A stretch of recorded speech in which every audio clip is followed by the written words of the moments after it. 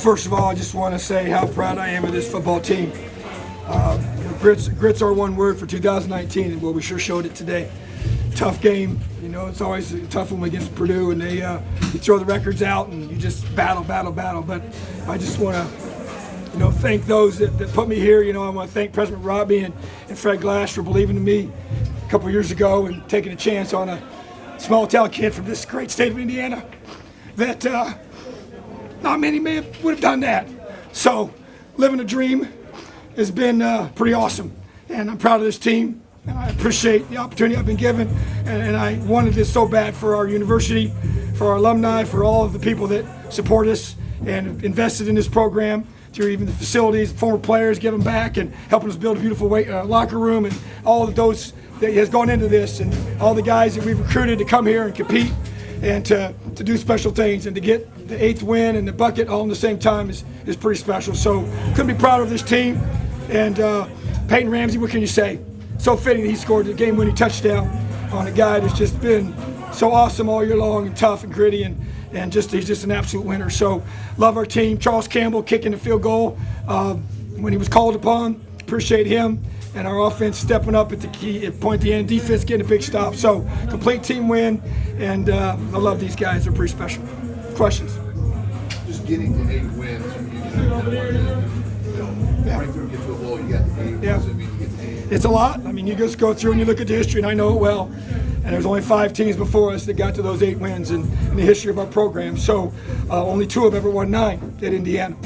So we got an opportunity to do that with our bowl win. So bottom line is that this team had high expectations for our season, and they expected to be in this position. Obviously, you have to earn it, and it's not easy, but that's what they believed. That's why they weren't all throwing a party when they won 6. They wanted more than that. And when they won 7, they wanted more than that. We wanted to get this win. This is a big win for our team. So the fact that the bucket game is number 8 is huge, but it's humbling. Very blessed, very humbled to have this opportunity.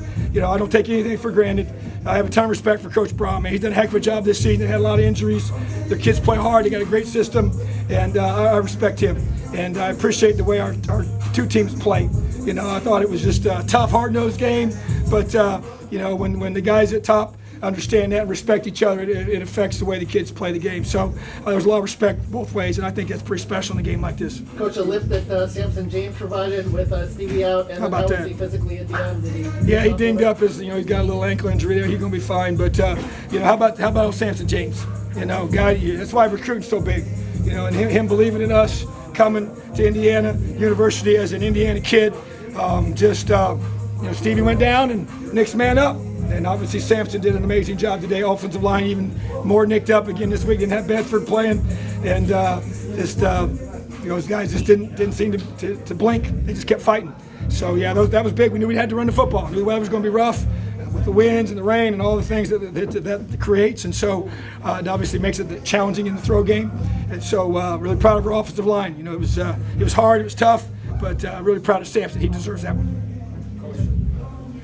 Justice missed 3 field goals. Can you take us through the process of changing to Charles Campbell, and then on that, I think it was 4th and 1, when he missed that 3rd one, was there any thought process of going for it?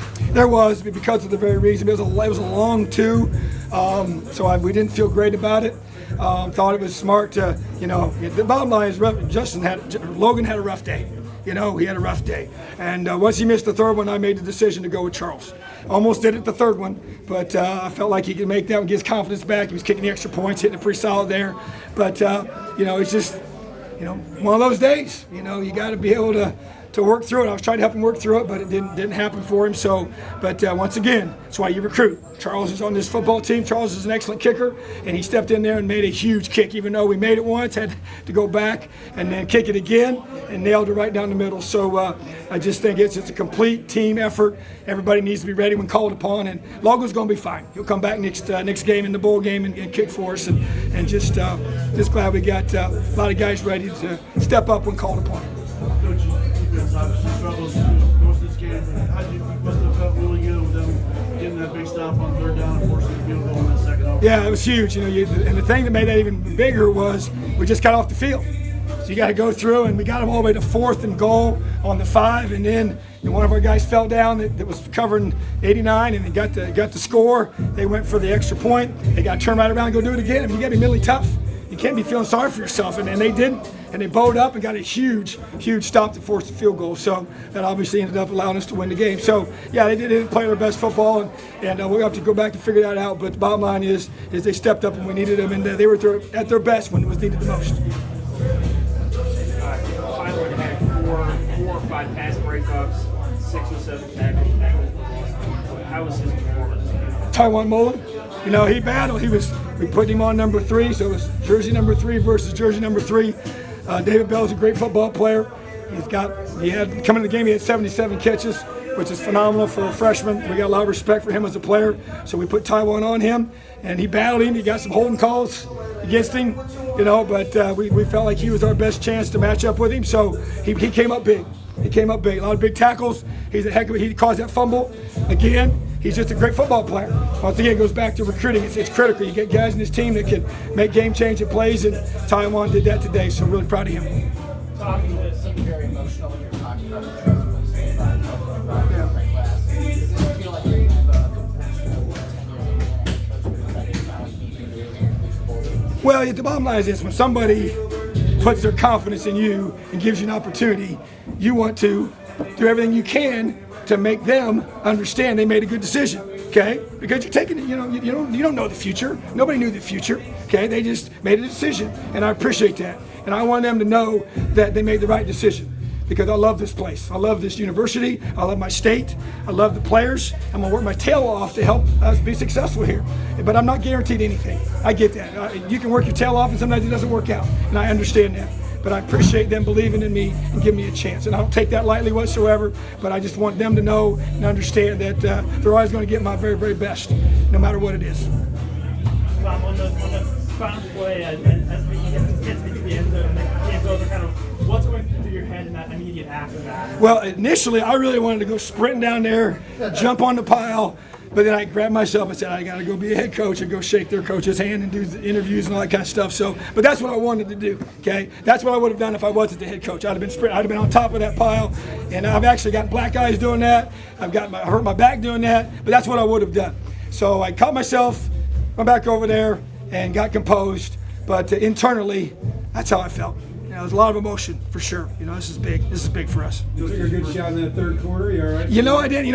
Here's why. I usually take a lot of pride in being alert on the sideline. So I was watching to make sure that Miles had his feet in, and so I really wasn't paying attention. And I got hit pretty good. I almost got put in concussion protocol. So I think I'm gonna be all right. I can't talk about that. Coach, you guys don't really, first overtime game of the year. I mean, Yeah. How do you feel about how things were scripted in regards to what you guys ran offensively? Well, I thought we did a great job. I felt like that, we kind of, we stuttered a little bit sometimes at the second half, but I thought we had a good plan. And we always go through it. We always have an overtime plan. You never know. We had 2-point plays ready for overtime, because obviously after the fourth one, it becomes all 2-point plays. So you go through all that, you plan ahead, and I thought our guys on both sides of the ball executed very, very well. And that's what you have to do. You just never know.